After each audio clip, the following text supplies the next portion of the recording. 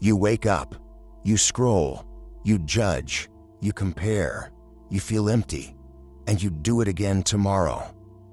But what if the poison isn't inside you? What if society itself is the toxin, and you've been drinking it every single day without knowing? Carl Jung warned us about the shadow, the dark parts of ourselves we refuse to see. Sigmund Freud exposed the repressed rage simmering beneath civilization's surface. Viktor Frankl showed us what happens when life loses meaning, and Erich Fromm revealed how modern freedom became a new form of slavery. So here's the question: are people becoming more toxic, or is society turning us into something we were never meant to be? Stay with me, because what you're about to discover might change how you see yourself, how you see others, and how you see the world you live in every single day. Carl Jung believed that every human being has a shadow. It's the part of you that you don't want to admit exists. The rage, the jealousy, the selfishness, the cruelty. It's everything society taught you to hide. But here's the problem: when you refuse to see your shadow, it doesn't disappear. It grows stronger in the dark. And when millions of people deny their shadow at the same time, something horrifying happens. The collective shadow emerges. It becomes the mob, the outrage, the cancellation, the need to destroy someone publicly to feel morally superior. Think about it. How many times have you seen people online tearing someone apart with a level of viciousness that seems inhuman? They're not just disagreeing, they're annihilating. Why? Because they've projected their own darkness onto someone else. Jung called this projection. You see in others what you refuse to see in yourself. The things you hate most in other people are often the things you've buried deepest within you. Society today doesn't encourage shadow work, it encourages denial. Be positive, be kind, be perfect, show the world your best self. But what happens to the rest of you? The parts that aren't perfect, the parts that are angry, envious, dark. They don't vash, they leak out in passive-aggressive comments, in subtle judgments, in the quiet satisfaction you feel when someone you dislike fails, in the rage you unleash on strangers online because it's safer than confronting what's really eating you alive inside. Modern society has created a culture of toxic positivity on the surface and toxic behavior underneath. We pretend to be enlightened while our shadows run wild in the comment sections, in our relationships, in our minds. Jung said that until you make the unconscious conscious, it will direct your life and you will call it fate. But most people never do the work. They never look at their shadow. They never ask themselves the hard questions. And so they become the very toxicity they claim to despise. Sigmund Freud had a dark view of human nature. He believed that deep down humans are driven by primal instincts, aggression, desire, selfishness. To live in civilization, we have to repress these instincts. We have to control ourselves. But repression comes at a cost. Freud wrote about this in Civilization and Its Discontents. He argued that the more civilized we become, the more unhappy we become, because civilization demands that we suppress our true nature, and suppression doesn't eliminate our instincts, it just redirects them. Look around. Do people seem less aggressive today, or have they just found new ways to express it? We don't physically fight anymore. We engage in status games. We passive-aggressively undermine each other. We gossip. We manipulate. We use words as weapons. We destroy reputations instead of bodies. Social media is the perfect example. It's a battleground of repressed aggression dressed up as moral outrage. People are just sharing opinions. They're attacking. They're competing. They're trying to dominate. Freud would say this is inevitable. You can't remove human aggression. You can only channel it. And modern society has channeled it into 1,000 subtle toxic behaviors. The need to win every argument. The need to be right. The need to make others feel small so you can feel big. The need to control, to judge, to condemn. And here's the worst part. We've convinced ourselves that this is normal, that this is just how people are, but it's not. It's how people become when they're forced to repress their nature without any healthy outlet. Freud believed that civilization requires discontent. There's no way around it. But the question is, do we acknowledge this discontent and deal with it consciously, or do we deny it and let it poison everything we touch? Most people choose denial, and that's why toxicity spreads like a disease. So let me ask you something, and I want you to really think about this. What are you repressing? What rage, what desire, what truth about yourself are you refusing to face? Because if you don't face it, it will come out, and when it does, it won't be pretty.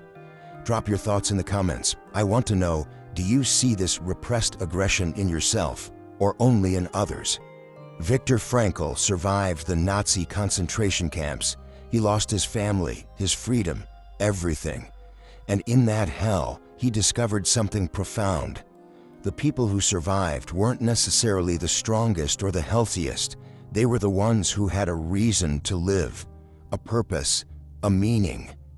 Frankl called the absence of meaning the existential vacuum, and he believed it was the greatest source of human suffering in the modern world. Think about it. What gives your life meaning? For most people, the answer is uncomfortable, because modern society doesn't offer real meaning. It offers distractions, entertainment, consumption, comfort. You work a job you don't care about to buy things you don't need, to impress people you don't like. You scroll through endless content that leaves you feeling empty. You chase pleasure, but pleasure fades. You chase success, but success never feels like enough. And when life feels meaningless, people become dangerous. Not always in obvious ways. Sometimes it's subtle. Bitterness, cynicism, apathy, a quiet resentment toward anyone who seems happy, purposeful, or fulfilled. Frankl called the absence of meaning the existential vacuum, and he believed it was the greatest source of human suffering in the modern world. Think about it. What gives your life meaning? For most people, the answer is uncomfortable, because modern society doesn't offer real meaning. It offers distractions, entertainment, consumption, comfort. You work a job you don't care about to buy things you don't need, to impress people you don't like. You scroll through endless content that leaves you feeling empty. You chase pleasure, but pleasure fades. You chase success, but success never feels like enough. And when life feels meaningless, people become dangerous. Not always in obvious ways. Sometimes it's subtle. Bitterness, cynicism, apathy, a quiet resentment toward anyone who seems happy, purposeful, or fulfilled. Frankl said that when people can't find meaning, they fill the void with pleasure-seeking, power-seeking, or destructive behavior. Look at the world today. Addiction rates are skyrocketing. Mental health crises are everywhere. People are angrier, more divided, more hopeless than ever. Why? Because they're living in the existential vacuum. And here's the brutal truth. Society won't give you meaning. It will give you distractions. It will tell you to buy more, consume more, achieve more. But none of that will fill the void. Frankl believed that meaning comes from three things: creating something of value, experiencing something or someone deeply, or choosing your attitude in the face of unavoidable suffering. But how many people are doing any of that? Most people are just surviving, just getting through the day, just numbing themselves with whatever they can find. And when you have no meaning, you have no reason to grow, no reason to be better, no reason to care about anything beyond your own momentary comfort. That's when toxicity becomes inevitable. Because if nothing matters, why not be cruel? Why not tear others down? Why not take what you want and ignore the consequences? The existential vacuum turns people hollow, and hollow people hurt others. Before we continue, I want to say something. Thank you. Thank you for staying with me this far. Most people wouldn't. Most people would have clicked away by now, back to the distractions, back to the numbness. But you're still here, and that tells me something about you. You are searching for something real, something that matters. And I promise you, the best part of this conversation is still ahead. Erich Fromm asked a question that most people never want to face. What if freedom terrifies us? We say we want freedom, we fight for it, we celebrate it, but when we actually have it, when we're truly free to choose who we become, what we believe, how we live, most people panic. Because freedom is heavy. It means responsibility. It means uncertainty. It means you can't blame anyone else for your life. And so, Fromm argued, people escape from freedom. They run toward anything that takes the burden of choice away from them. Ideologies, tribalism, groupthink, cult-like communities, toxic relationships, addictions, anything that tells them who to be, what to think, how to live.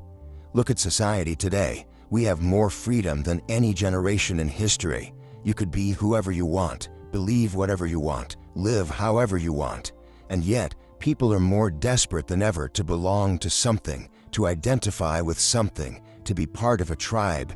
Left versus right, woke versus anti-woke, this group versus that group. It's not about truth anymore. It's about belonging. It's about escaping the unbearable weight of being an individual. Fromm saw this clearly. He watched it happen in Nazi Germany. Ordinary people, overwhelmed with freedom, surrendered themselves to a totalitarian system because it gave them certainty, identity, purpose. We like to think we're different, but are we? How many people today have traded critical thinking for tribal loyalty? How many have surrendered their individuality to fit into an ideology, a movement, an identity group? And here's where it gets toxic. When you escape from freedom, you don't just give up your own autonomy, you become hostile to anyone who threatens your chosen identity. You can't tolerate disagreement because disagreement reminds you that you have a choice, and you've already decided you don't want to choose, you want to belong.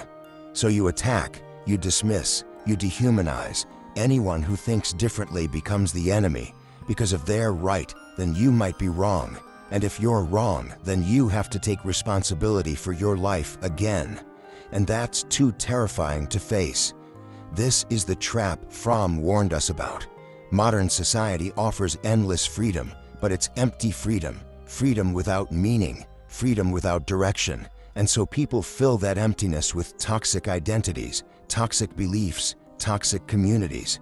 They become what they claim to fight against: intolerant, judgmental, cruel, all in the name of their chosen tribe.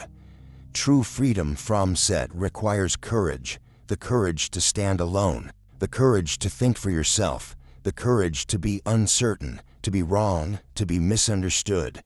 But most people will never choose that. They'll choose the comfort of the crowd, even if the crowd is toxic, even if it destroys them. So where does that leave us? Jung showed us the shadow, Freud showed us the repressed rage, Frankl showed us the existential vacuum, Fromm showed us the escape from freedom, and all of it points to one truth: society is making people more toxic, but not because society is evil, because society is a reflection of what we refuse to face within ourselves. The toxicity you see out there is the toxicity we carry in here, in our minds, in our hearts, in the parts of ourselves we've been taught to deny, repress, numb, and escape from. But here's the thing, you don't have to stay toxic. You have a choice. You can do what Jung said and integrate your shadow. Look at the parts of yourself you've been hiding, acknowledge them, own them, stop projecting them onto others. You can do what Freud suggested and become aware of your repressed aggression, your unconscious drives, your real motivations. Stop lying to yourself about why you do what you do. You can do what Frankl demanded and create meaning. Stop waiting for the world to give it to you. Stop filling the void with distractions. Choose a purpose. Choose suffering that matters. Choose to grow. You can do what Fromm challenged and embrace true freedom. Stop running into the arms of tribes, ideologies, and identities that think for you. Stand alone. Think for yourself. Face the terror of being truly free. None of this is easy. In fact, it's the hardest thing you'll ever do. But the alternative is worse. The alternative is becoming another person who scrolls, judges, compares, and feels empty. another person who contributes to the toxicity instead of rising above it. Jung, Freud, Frankl, and Fromm didn't offer easy answers. They offered hard truths, truths that most people will reject because they're too uncomfortable, too demanding, too real. But you are not most people. If you were, you wouldn't still be here. So here's my final question for you, and I want you to answer honestly, either in the comments or just to yourself. Do you see the toxicity in yourself or only in others? Because if you only see it in others, you've already become part of the problem. Jung would say you're projecting your shadow. Freud would say you're repressing your truth. Frankl would say you're avoiding your responsibility. And Fromm would say you're escaping your freedom. Society won't change, not really, but you can. And if enough individuals change, maybe, just maybe, the world changes too. If this video made you uncomfortable, good. That means it touched something real. Subscribe to this channel if you want more truths like this, because we're not here to make you feel good. We're here to make you think. And if you're ready for the next step, watch the video I'm recommending next. It will challenge everything you thought you knew about yourself and the world around you. The choice is yours. It always has been.